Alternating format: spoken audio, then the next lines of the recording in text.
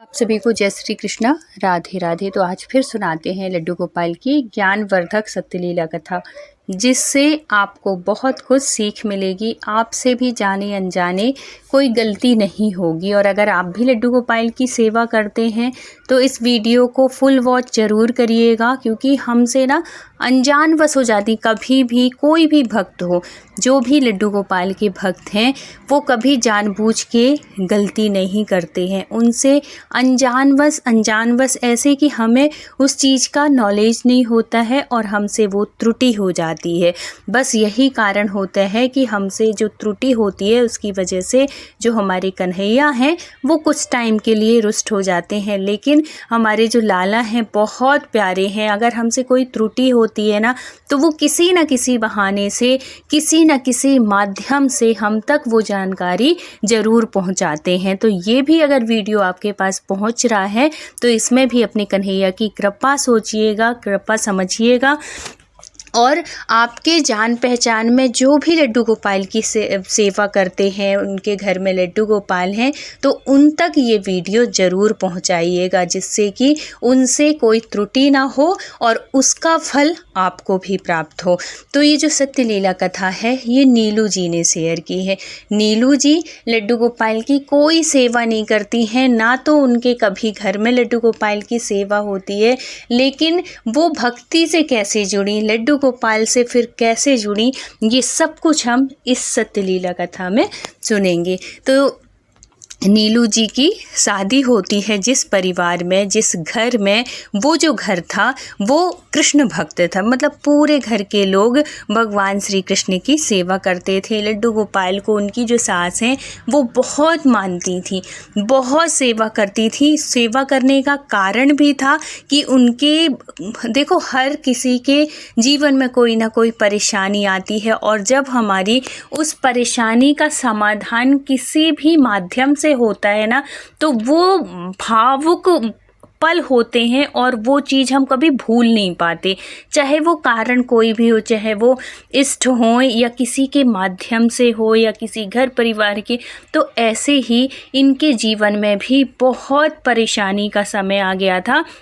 नीलू जी की सास के जीवन में ऐसी स्थिति हो गई थी कि इतना अच्छा कारोबार था उनका, घर परिवार बहुत अच्छा चल रहा था, लेकिन स्थिति ऐसी हो गई थी कि लग रहा था कि जिस घर में वो रह रही हैं, अपने खुद का मकान था, फैक्ट्री थी, सब कुछ थी, लेकिन आखिरी में ऐसा हुआ कि घर भी नीलाम होने के उसमें आ गया था। तब इनको कि देखो, भगवान ना कैसे भी किसी न किसी को माध्यम रूप में भेजते हैं किसी की मदद करने के लिए। कब? जब हमारे कर्म अच्छे होते हैं तो भगवान स्वयं प्रकट नहीं होते हैं, लेकिन वो माध्यम होता है। कोई ना कोई ज़रूर हमारे जीवन में ऐसे लोग मिल जाते हैं कि जो कि हम परेशानी की घड़ी में हैं और वो हमारी कुछ, चाहे वो अपने शब्दों के द्वारा ही हमको कुछ ऐसा बोल दें कि हम मोटिवेट हो जाएं, या कि कुछ ऐसी सलाह दे दें कि हम वो काम कर लें जिससे हमें फ़ायदा हो जाए। ऐसे ही इनकी एक फ्रेंड थी जो कि बहुत सालों के बाद इनसे मिलने के लिए आई थी। और पहले जो शादी से पहले ये लोग, मतलब ये समझो बेस्ट फ्रेंड थी, लेकिन शादी के बाद उसकी ससुराल कहीं बहुत दूर हो गई, ये अपने दूसरी जगह रही, तो इस वजह से मिलना जुलना नहीं हुआ। लेकिन जब ये इनकी जो सास थी इनके शहर में आती हैं घूमने के लिए, और इनकी जो मतलब इनकी जो ससुराल थी वो इंदौर थी, मध्य प्रदेश इंदौर की बात है। तो वहाँ पे जब ये आती हैं, महाकालेश्वर जाती हैं, वहाँ से फिर इंदौर बहुत ज़्यादा दूर है नहीं, पास में है।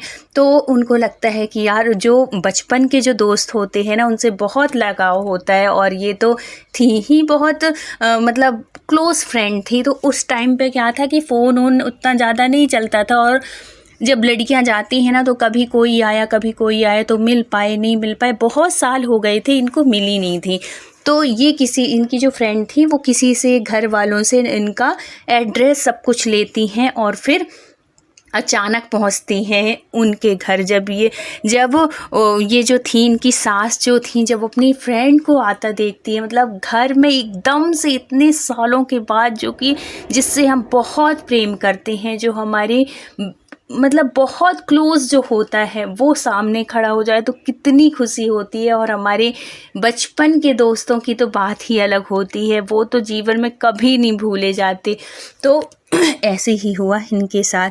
बैठती है वो जो फ्रेंड थी, बैठती है बहुत देर तक, बातचीत, बचपन की बातें, बहुत सारी स्कूल की बातें, बहुत सी बातें करती हैं, हंसती हैं, अपना सुख दुख शेयर करती हैं। तो उसी बीच वो जो थी, इनकी जो फ्रेंड थी, ये कृष्ण भक्त थी। अभी ये इनकी जो सास थी, अभी ये कृष्ण भक्त नहीं हुई थी।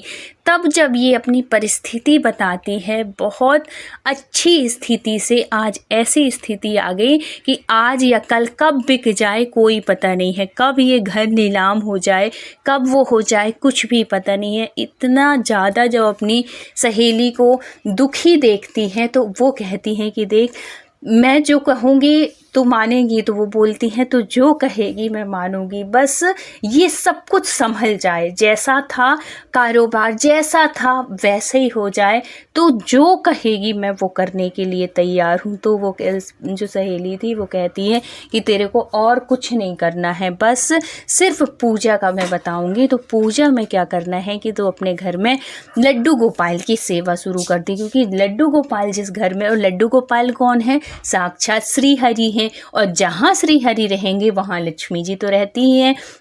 और तू तो है ही इतनी प्यारी, इतने अच्छे से सबको संभाले हुए है, भगवान सब अच्छा करेंगे, बस इतना करते, लड्डू गोपाल की सेवा करने लग। देखना कुछ समय में ही तुमको परिवर्तन समझ में आएगा, और मुझे फ़ोन करके ज़रूर बताना। फिर बाद में वो उनकी बात मान जाती हैं, जो इनकी फ्रेंड थी। और है तो घर में जो इनकी सास थी, घर में उसी दिन जाके जब इनकी फ्रेंड चली जाती हैं, शाम को जाती हैं ये अपने हस्बैंड के साथ, और है तो लड्डू गोपाल ले आती हैं। लड्डू गोपाल को दूसरे दिन बहुत अच्छे से पंडित जी को बुला के बहुत अच्छे से अभिषेक कराती हैं। घर में कीर्तन भजन का प्रोग्राम रखती हैं, सब लोग कॉलोनी की जितनी थी सब लोग आते हैं, भजन कीर्तन बहुत अच्छे से ये वेलकम करती हैं अपने कन्हैया का, और उनकी मतलब मंदिर में स्थापित करती हैं। कुछ समय ही बीते थे, बहुत ज़्यादा टाइम नहीं हुआ था कि 4 महीने 6 महीने हो गए, इनकी सेवा करते करते महीने भी नहीं बीते होंगे कि इनका जो व्यापार था, जो डूबने लगा था, जो कि इतना ज़्यादा कर्जा हो गया था। इनकी एक कंपनी नहीं, 2 कंपनियां थी, तो एक तो बिल्कुल नीलाम होने की उसमें थी, बिल्कुल ख़त्म हो गई थी, लेकिन दूसरी थी वो हल्की हल्की बहुत ज़्यादा नहीं चल रही थी। तो एकदम से वो ऐसे उसमें ग्राहक आए कि क्या हुआ कैसे भी, और ये सब कुछ कृपा, जो मानता है वो विश्वास करेगा, जो नहीं मानता उनको तो हमेशा डाउट ही रहती है ना। तो ईश्वर भगवान के पास ना किसी चीज़ की कमी नहीं है, बस हमारी नीयत अच्छी होनी चाहिए, हमारी प्रार्थना सही होनी चाहिए। ब्रह्मांड में बहुत पैसा है, सब कुछ है, इतना है कि आप संभाल नहीं पाओगे, ऐसा लिमिटेड नहीं है कि बस इतना ही देना है, बस आप में काबिलियत हो उस पैसे को संभालने की, उस नीयत से मांगने की। तो ये जो थी ये बहुत अच्छे से भगवान की सेवा शुरू कर देती हैं, अपना सब कुछ अब उनको कह देती हैं कि हे कन्हैया, अब आप इस घर में आए हो तो ये घर हमारा नहीं है, ये घर आपका है, आप संभालो, आपको कैसे संभालना है आप जानो, बस सब कुछ सही कर दो, बहुत अच्छे से जैसा पहले था वैसे ही कर दो। धीरे धीरे धीरे धीरे इनका सारा जो बिजनेस जो डूबने लगा था वो धीरे धीरे उठने लगता है, और कुछ समय के बाद ही सब कुछ वैसे ही संभल जाता है, क्योंकि ये बिजनेस का काम है, कभी घाटा होता है कभी फ़ायदा होता है, इसमें तो ये चलता ही रहता है, लेकिन कब कैसे लॉस हो जाए कैसे मुनाफा हो जाए इसका भी कोई वो नहीं। तो ये सब भाग्य प्रारब्ध और है तो भक्ति से होता है। जब हम अच्छे कर्म करते हैं, कभी किसी का गलत नहीं सोचते, कभी कुछ ऐसा नहीं करते, तो भगवान हमारे साथ भी कभी गलत नहीं होने देते। समय है, परिस्थिति है, सबके जीवन में आती है, कुछ ना कुछ दिक्कतें सबके जीवन में आती हैं, लेकिन जब हम भगवान के सहारे रहते हैं तो वो परेशानी बहुत अच्छे से निकल जाती है, आसानी से निकल जाती है। अब इनका फिर उससे बहुत अच्छे से संभल गया था। अब तो इनका विश्वास अपने कन्हैया के प्रति बहुत ज़्यादा बढ़ने लगा था। अब तो ऐसा था कि दिन रात ऐसा लगता था कि इनकी जो सास हैं बस ये भक्ति करती रहें, पूजा पाठ। देखो जब पैसा भी अच्छा हो गया उस टाइम पे तो इतने ज़्यादा, जब इनको घाटा होने लगा, सब ऐसी परिस्थिति आ गई तो नौकर चाकर छूट गए थे।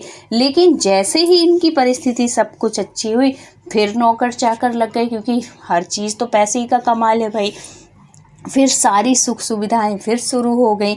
तो अब नौकर चाकर थे ही, बस ये अपने कन्हैया को पूरे टाइम अच्छे सुंदर सा श्रृंगार करना, अच्छे अच्छे फूलों की माला से सजाना, मंदिर को कभी मंदिर को सजाती, कभी अपने कन्हैया को सजाती, अपने हाथों से उनकी ड्रेस बनाती। बहुत ही मतलब उनका पूरा टाइम अब भगवान की भक्ति में लग गया। और भगवान की कृपा से 2 इनके बच्चे थे, दोनों की इन्होंने शादी कर दी, बहुएं आ गई। लेकिन अब देखो भगवान ना बहुत ऐसा नहीं है कि सब कुछ अच्छा ही अच्छा होता है। भगवान अगर कोई घर परिवार में कुछ अगर ऐसे चल रहा है तो उनको सीख देने के लिए भी बहुत कुछ करते हैं। घर में थोड़ी बहुत ऐसा होता रहता है। तो ऐसे ही इसी बीच इनकी क्या हो गई, तबीयत खराब हो गई। देखो एक उम्र है, अब दोनों बहुएं आ गई, बच्चे बड़े हो गए तो उम्र तो बढ़ ही रही है, समय तो शरीर एक सा तो रहता नहीं है। तो अब इनकी भी एक दिन क्या हुआ कि तबीयत ख़राब हुई और तबीयत वायरल फीवर सा हो गया। तो उठने की बिल्कुल हिम्मत नहीं, इतनी कमज़ोरी आ गई कि जो कि पूरे टाइम अपनी कन्हैया की सेवा में रहती थी, अब तो उनका ऐसा हुआ कि नीचे उतरना भी, नीचे मतलब कि ऊपर नीचे का फ्लोर था तो नीचे इनके मंदिर था, लड्डू गोपाल जहाँ बैठते थे। और भी बहुत प्यारा बहुत सुंदर संगमरमर का इन्होंने मंदिर बनवाया हुआ था, बहुत ही अच्छा था। अब तो ये नीचे भी नहीं उतर पा रही थी। और इनके साथ क्या था कि ये एकादशी का व्रत भी करती थी। एकादशी का व्रत ये कब से कर रही थी, जब ये लड्डू गोपाल नहीं आए थे उससे पहले से ये लड्डू गोपाल ये एकादशी का व्रत करती थी। तो एकादशी में तो सबको पता है कि चावल निषेध होता है, चावल बिल्कुल नहीं खाते हैं और ना खाते हैं, और ना ही हम अपने कन्हैया को, अपने लड्डू गोपाल को भोग लगाते हैं। तो ये जो बहू थी इनको इतना ज़्यादा वो नहीं था कि चावल का भोग नहीं लगाते हैं कि क्या चावल का नहीं लगाते हैं तो मतलब सिर्फ चावल ही नहीं लगाएंगे, इतना था बहुओं को कि अगर माँ ने मना किया है कि आज चावल नहीं बनेगा, चावल का भोग नहीं लगाना है, ठीक है, तो वो बोल दी कि ठीक है माँ जी नहीं बनाएंगे। चलो ये बात मान ली। अब उसको लगा कि चलो वो नहीं बनाते हैं तो अब चीला बना लेते हैं, कुछ तो भगवान को भोग भी लगाएंगे। और देखो बहुएं भी ना जैसे घर परिवार में होता है ना वैसे में भी फिर ढल जाती हैं। पहले ये लोग भी लहसुन प्याज पूरा सब कुछ बहुत बनता था, लेकिन घर में लड्डू गोपाल के आने के बाद पूरा परिवार बिल्कुल एकदम शुद्ध शाकाहारी हो गया। कोई लहसुन प्याज कुछ भी नहीं, सात्विक भोजन। और क्या भोजन बनता था, ऐसा कि लहसुन प्याज वाला भी खाना क्या रहेगा, इतना टेस्टी। और टेस्टी कब होता है, जब हम भगवान के भोग के उससे बनाते हैं, उससे भी बहुत स्वाद मिल जाता है, क्योंकि वो प्रसाद बन गया, प्रसाद के रूप में हम बनाते हैं। तो अब क्या था कि इनकी सास ने, नीलू जी की सास ने मना किया कि आज एकादशी है और नहीं बनाना, क्योंकि एकादशी तो वो इतने दिनों से रह रही थी तो बहुओं को भी पता है कि एकादशी में वो नहीं। लेकिन जो छोटी वाली बहू थी, अभी इसकी शादी होके आई थी और अभी पढ़ते पढ़ते लड़कियों की शादी हो जाती है, इतना नॉलेज रहता नहीं है और फिर इतना ध्यान भी नहीं दे के काम करती है ना, जो नई नई लड़कियाँ होती हैं, इतना उनको वो नहीं रहता है। तो इससे बोली। और इसका क्या था, ये जो बड़ी वाली थी मतलब जो नीलू थी, इसका क्या था कि उस टाइम पे पीरियड चल रहे थे, तो पीरियड में ये खाना बनाती नहीं थी, 6-7 दिन का इसको गैप हो जाता था, तो ये छोटी वाली ही संभालती थी किचन। तो इस टाइम पे अब इसको भोग लगाने का है, क्योंकि सास तो बीमार थी, नीलू को खाना नहीं बनाना था। अब क्या हो, अब ये ही बनाएगी। तो ये पता था उसको कि हाँ ठीक है माँ ने मना किया है तो चावल का भोग नहीं लगेगा। तो उसने सोचा कि चलो चावल का नहीं बना लगेगा तो आज चीला सास ने ही बोला था कि आज ऐसा करो कि चीला बना लो, दही चीला खा लेंगे ना, चीला जो बनते हैं उसके साथ खा लेंगे, भोग भी लगा देना और सब लोग अच्छे से खा भी लेते हैं बच्चे। तो ऐसे करके तो उसने बोला कि ठीक है माँ, इसको भी बहुत पसंद थे। बड़ी खुशी खुशी बना ली। तो जब ये बेसन घोलने लगी तो इसको लगा कि यार बेसन की नहीं, थोड़ी सा इसमें चावल का आटा मिला लेते हैं, और उसने बेसन के साथ चावल का आटा मिला लिया और है तो घोल दी। और घोल के मतलब जैसे चीला बनाते हैं, सारी सब्जियां डाल दी, सब कुछ बहुत अच्छे से उसने चीला बनाया, भगवान का भोग लगाया। जैसे ही भोग लगाने के लिए जाती है तो वो जो थाली थी वो गिर जाती है। तो उसको लगा कि चलो ऐसे ही है, गिर गई। तो सास की आवाज़ आई कि क्या हुआ बेटा, थाली कैसे छूट गई, भगवान के पास ले जा रही थी क्या? तो वो बोली कि हाँ माँ जी, भगवान को भोग लगाने के लिए ले जा रही थी। तो बोली कि अब तो गिर गई, अब दूसरा लगा दो। तो वो फिर से दूसरा लाती है और है तो भगवान को वहीं पे रखती है, तुलसी दल डालती है और भगवान के मंदिर में रख के आ जाती है। अब आ जाती है, सबको बनाती है, सबको खिलाती है। अब सास तो खाएंगी नहीं क्योंकि उनका तो व्रत था, वो तो एकादशी व्रत रहती हैं, तो एकादशी में तो अनाज खाते नहीं हैं। अब उस दिन क्या होता है, रात में देखो ये इनका फलाहर अलाहर फिर वो छोटी बहू बनाती है, जो भी एकादशी में ये खाती थी। अब क्या होता है कि जब ये रात में शयन करने जाती हैं, सोने जाती हैं, इनकी जो सास थी, तो इनको एक बच्चा स्वप्न में, ऐसे ना जैसे हम कोई बच्चा है और भूख की वजह से वो खाना मांग रहा है और खाना खा भी नहीं रहा है, थाली उसकी बहुत दूर रखी, जैसे जैसे थाली के लिए पास में करो वैसे ही वो थाली दूर जा रही, ऐसे इस तरीके का उनको दिखता है। और यही स्वप्न उसको नीलू को दिखता है कि एक बच्चा है जो कि खाने के लिए रो रहा है। ऐसे करके दोनों को उस रात बच्चा रोता हुआ दिखता है भूख की वजह से। अब ऐसा हुआ तो सुबह सुबह ही नीलू अपनी सास के कमरे में जाती है और पहले पूछती है हालचाल, कैसी है तबीयत माँ जी, ये सब चीज़ पूछी। और फिर बाद में कहती है माँ जी मुझे ना आपसे कुछ कहना है। तो वो बोलती है उनकी सास की, हाँ नीलू बोलो क्या हुआ। तो फिर वो सारी बात बताती हैं कि माँ जी आज मुझे ना स्वप्न में छोटा सा बच्चा दिखता है और वो भी भूखा। तो यही बात वो भी कहती है, उसकी सास भी, यार आज तो मुझे भी स्वप्न में एक बच्चा दिखा, वो भी रोते हुए, इसका क्या कारण है, दोनों को एक ही मतलब ऐसे बच्चे दिख रहे हैं और रोते हुए ऐसा। तो अब क्या होता है कि इसका क्या था कि पीरियड का टाइम था, तो अब ये खाना तो बनाती नहीं। अब दूसरे दिन जब होता है तो दूसरे दिन खाने के लिए जब भोग लगाने के लिए जाती है, तो उस दिन तो चलो एकादशी नहीं थी, तो उस दिन का कुछ वो नहीं है, उस दिन भोग लगाती है, बहुत अच्छे से वो करती है। और दूसरे दिन क्या होता है कि इसको ना जब ये किचन में जाती है, जो सास थी जब वहाँ पे जाती है, तो इसको जो इसका आटा था, किसका, चावल का आटा था, वो नीचे रखा था, चावल का आटा और बेसन साथ में ही रखे हुए थे क्योंकि बहू ने निकाला था, ऊपर रखना भूल गई। फिर वो जो सास थी वो छोटी वाली बहू से पूछती हैं कि बेटा क्या कल तुम किस चीज़ के चीला बनाई थी। तो बोली माँ जी बेसन के। तो बोली बेसन के साथ और कुछ मिलाया तो नहीं था। तो बोली माँ थोड़ी सा ना क्रंची बना जाता है, अगर चावल का आटा मिला दो तो उससे टेस्ट बढ़ जाता है, तो मैंने थोड़ी सा चावल का आटा मिला लिया था। तो जब वो कहती है कि चावल का आटा मिला लिया था, फिर उनकी सास को बहुत वो लगता है, कहती है कि बेटा मैंने तेरे से बोला था ना कि एकादशी में चावल नहीं बनता। तो वो कहती है, छोटी वाली जो बहू है, कहती माँ जी आपने तो बोला था कि चावल का भोग नहीं लगाना, तो मैं तो चावल बनाई नहीं थी। तो बोली चावल का भोग नहीं लगाना तो उसका क्या मतलब है कि तुम आटा यूज़ कर लोगी, वो भी तो आखिर चावल ही है, चावल से ही तो आटा बना है। तो बोली माँ जी मुझे तो बिल्कुल भी ध्यान नहीं आया। तो फिर वो कहती हैं, सास कहती हैं कि देख इसी वजह से कल तू थाली लेके जा रही थी तो तेरी थाली गिरी थी ना थाली। तो वो इसी तरीके से जो हमारे भगवान होते हैं, हमारे कन्हैया होते हैं, वो इसी तरीके से हमें संकेत देते हैं कि जो चीज़ उनको खाना नहीं होती ना, आप कभी भी अंदाज लीजिएगा उनका भोग लगाने जाओगे तो कुछ ना कुछ उस भोग में ज़रूर ऐसी त्रुटि हो जाती है जो कि हम भोग लगा नहीं पाते। चाहे वो गिर जाए थाली, चाहे उस थाली में जो भी आप रखे हो वो पूरा पलट जाए, मक्खी पड़ जाए, कीड़ा पड़ जाए, कुछ भी मतलब हम भोग नहीं लग पाता। तो अगर ऐसा होता है ना तो उस थाली को आप बिल्कुल नहीं लगाइए और एक बार थोड़ी सा सोचिए कि ये जो मैं भोग लेके जा रही हूँ ये सब कुछ सही है ना, ऐसे, क्योंकि यही संकेत होते हैं हमारे कन्हैया के।